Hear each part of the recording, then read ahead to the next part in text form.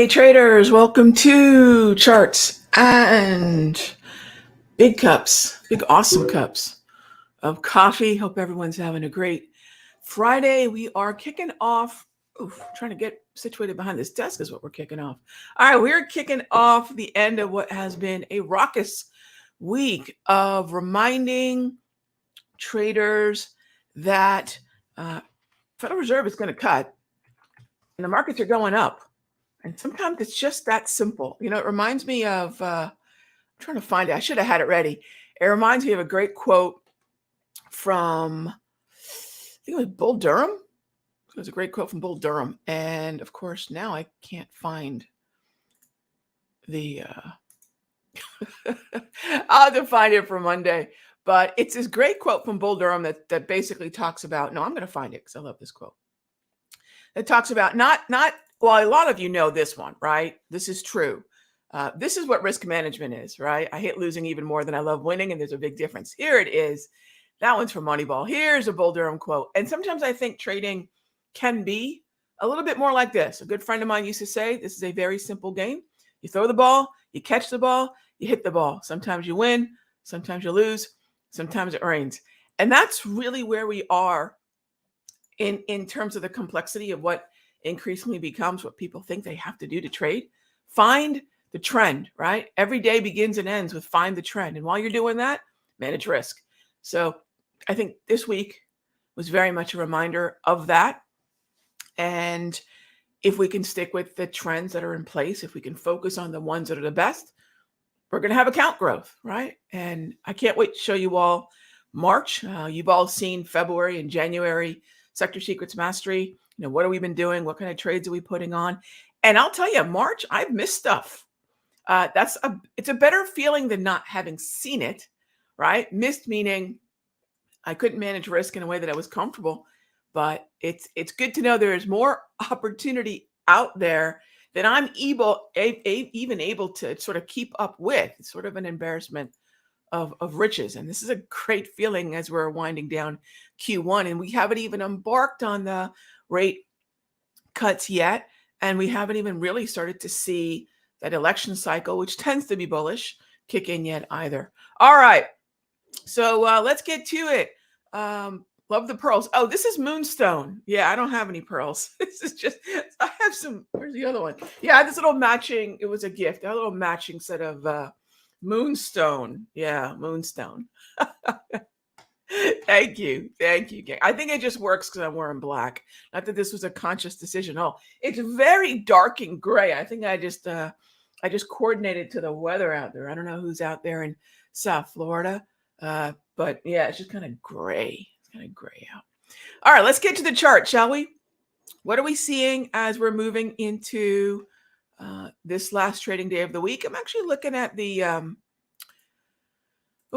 there we go. I'm actually looking at the trading view charts here. I'm not using these enough in the show. I love these charts. And here's what we have going on right now in the NASDAQ.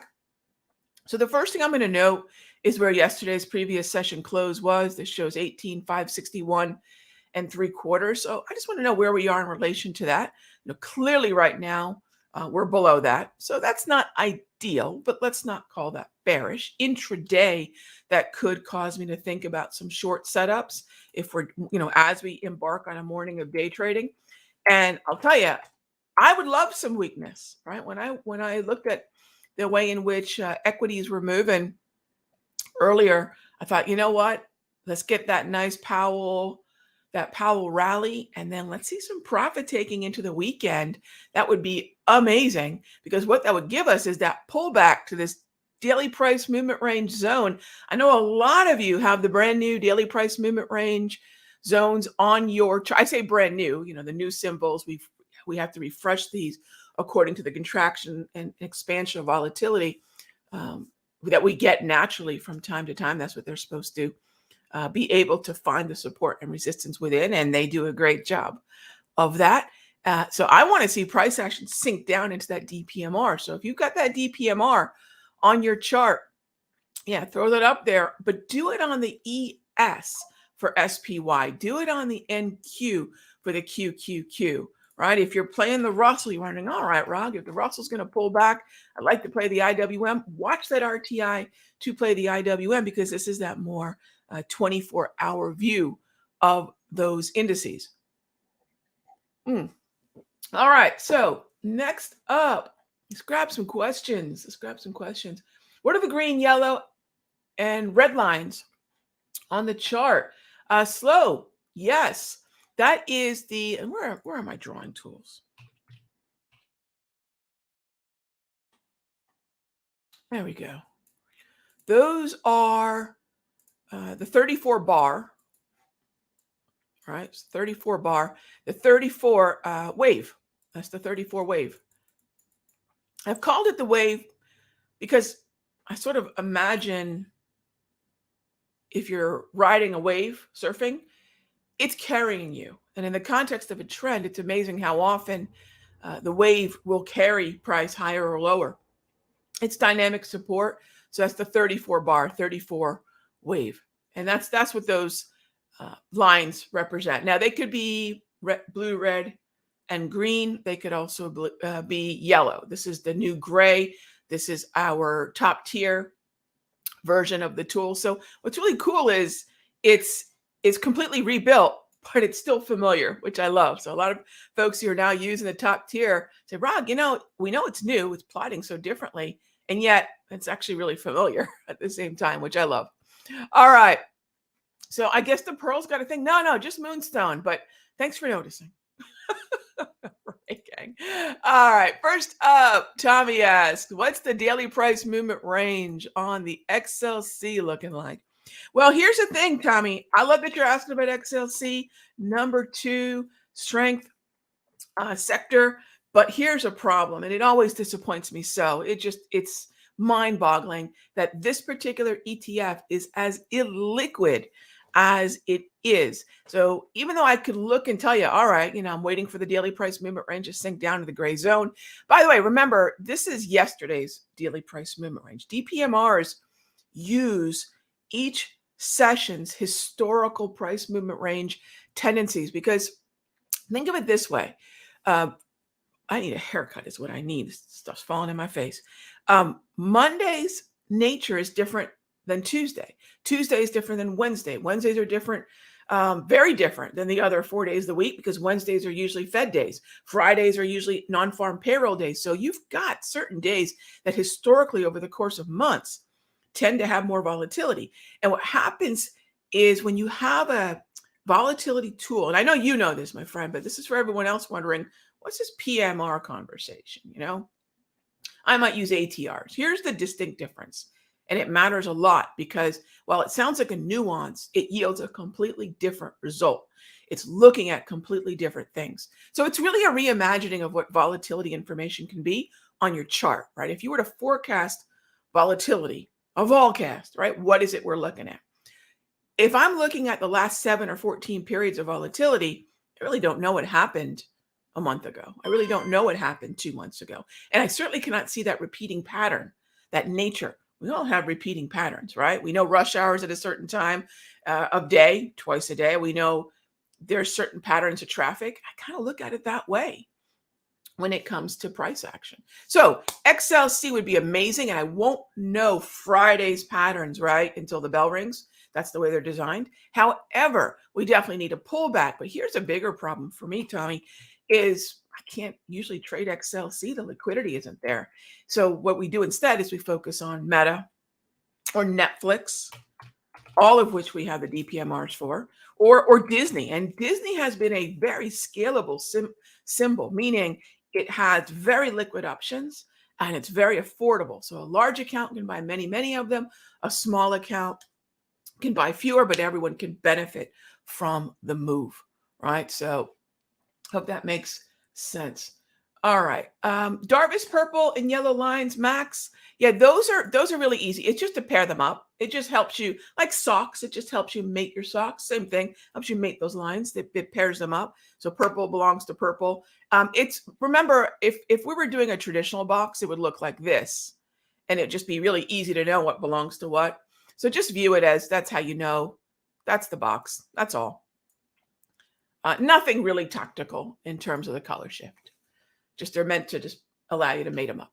All right, next up is JCW asks, what app do I use that shows the performance of the indices graphically? Koyfin, Koyfin. Uh, doesn't all company warnings such as Lulu this morning give you cause for concern? Lulu is, I'm not kind of sure. Doesn't all company warnings? You mean you're asking me if I care that Lulu is giving a warning? I didn't even know that Lulu had a warning, Larry, because, and here's why. Number one, we know there's so many stocks out there. And concern for what? Right, Larry? Are you asking me if we're about to fall? Are you asking me if we should pick a top? You know, if you're tuning into Charts and Coffee, that is not. Look, I just had a conversation with somebody yesterday, and I was talking about the fact that it's, if I'm looking for attention, and please remember this, gang. And Larry, I know that's not what you're asking. I'm happy to look at Lulu here in a moment. But if I'm looking for attention, if I just want to get your attention and somehow imply that I know something you don't, I can talk bearishly. I'm going to call tops. I'm going to talk about all the things that the Federal Reserve is doing wrong and all the things about the economy. You know, and let's get really dramatic. Let's just jump into why the dollar is no longer going to be the reserve currency. And you know what I'm saying? Because you're bombarded with this nonsense all the time, usually affiliated with some $5,000 newsletter, right? Because scaring people sells. I guess I could sit here and scare y'all. I have a really good grasp of macroeconomics. And if I wanted to handpick the very worst things that I could find, if I wanted to, whoa, that's really loud. If I wanted to handpick all those terrible things about the economy and single those out to scare everybody, I'd get a lot of views. But I would also be doing everyone a massive injustice, because what we want to remember is that the trends are moving up.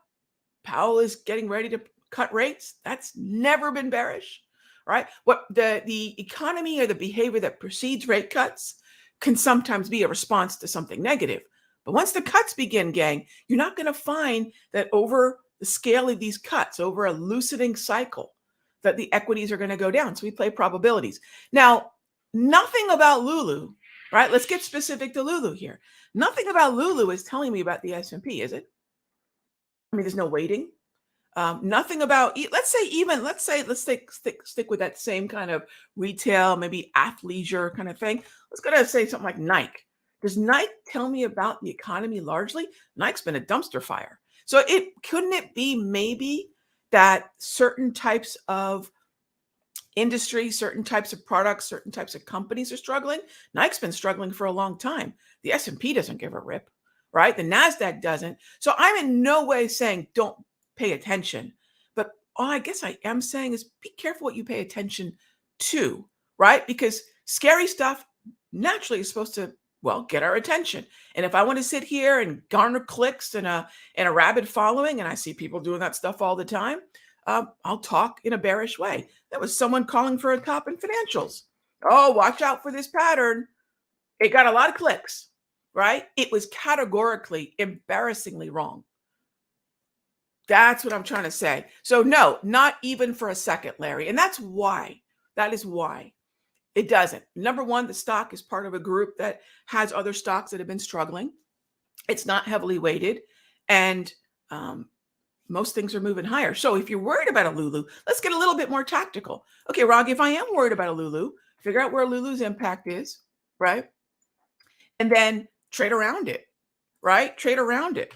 That's the way I want everyone. You know, there is a lot of ways to be optimistic, not pessimistic. We have, as traders, allowed analysts and television and fellow traders to confuse pessimism and naysaying the market with somehow market wisdom. No, they're the biggest idiots of all, right? So remember, if you're listening to people saying, be scared of this and be scared of that, they're not doing you anything, any kind of service. They're not in this environment. And I'm going to be really adamant about that, because I'm just getting downright mad now. If you haven't noticed, I'm getting salty about people talking about why everything should go down. It will eventually. But right now, the party's going on. We're seniors in high school and no one's called the cops. Let's have fun, right? The keg isn't empty yet. Okay? Just don't buy the top. Just don't buy the top, right? That's what I'm saying. All right. Moving on. Any book recommendations to recover from a big loss psychologically? Hope. Books. I my favorite book, and I've had it on my bookshelf for over 25 years now, is What I Learned Losing $1 Million. So I think sometimes uh, the best thing to help us get through a mistake that we made is to realize we weren't the first to make it. Hope. So I find myself when I make a dumb mistake, I try to go back and look at any one of these books. It could be When Genius Failed. It could be The History of the United States in Five Crashes. It could be, you name it, The Big Short. There's a lot of, so I want to go back and say, Rog, you're not that original. Neither are you that special. Other people have made that mistake before, and how do they recover? And that's where I really find myself gravitating to What I Learned Losing $1 Million, because it talks about the 5 stages of grief. And I know that sounds so dramatic when applied to trading, but it does apply. It does apply. So I'm a big fan of that. After that, hope find a community to support you, right? I don't know if you're part of any of the memberships here at Simpler, but find a community of like-minded traders doing things in a similar way to support you, because it's hard to recover by yourself. It really is. But getting in the right mindset sure does help. And I'm a big fan of What I Learned Losing $1 Million. Have read that book more times than I can even remember. I could probably recite a lot of it at this point now. And it's a fun book to read. And then as you're thinking about your own loss, you'll realize here's a guy, and he didn't lose $1 million. He actually lost closer to 2. And so you'll realize, oh, I'm not the first one to kind of screw up, right? Make a mental mistake in this game. All right. So next up is, let's see. No, hey there, Nomo. I've got my new favorite mug rocking, but I've got the Nomo FOMO Gojo in here. Absolutely. I know you can't see me on the camera at the essentials, but yeah, I've got my new favorite Snoopy mug and the Nomo FOMO Gojo. RH has always been a beacon of truth. These are things that I wish someone told me. These were things that I was also subjected to early in my career. When the pandemic sell-off happened, I'll tell you, and I'm gonna put it out there. When the pandemic sell-off happened, I was able, and I'll give that guy, what's his name? Tom Lee, not the Motley Crue drummer. He's on CNBC a lot, and he gets panned. People make fun of him mercilessly because he usually comes out and says, buy stuff. And you know what? He's usually right. Now, I was watching another television. Well, he wasn't TV. They're online, and they're macro experts and a really smart guy with an accent. Clearly, if you have the accent, you're even smarter than the rest of us without one. And all they were saying is how much more downside there is and what institutions were doing. And they were categorically, embarrassingly wrong, right? Optimism is profitable. Yeah, that's all I'm trying to say, right? Optimism is profitable. I've never met a grumpy, pessimistic, rich trader. Never, never, never. And even when we hear, like Stan Druckenmiller is a great example of the GOAT trader who on Tuesday can sound like the world is going to end, and on Wednesday be buying everything because he holds his beliefs strongly but loosely, right? He has strong beliefs that he holds loosely. Yeah, I think Tom Lee is made fun of a lot, and yet for the most part, he's usually right because there is a bullish tendency to the markets if given enough time. Yeah. All right. Anyway, what else do we have here before we wrap up? Anthony says, I found people who are not like my mind, not doing what I was doing. And it was, Lorna said, welcome to the not crazy. Anthony, that's great. I appreciate you being in the Sector Secrets Mastery. That's a community that if you are looking for positivity and trading related conversation and, how can we support each other? That's exactly what we've done there. So I appreciate that, Anthony. Have a great one. I will see you all on Sunday for Top Tier Outlook. In the meanwhile, Jerome Powell is probably at the tail end of whatever he was saying. Let's see how reactions are. And I will see you all on Sunday. Be good to each other, gang.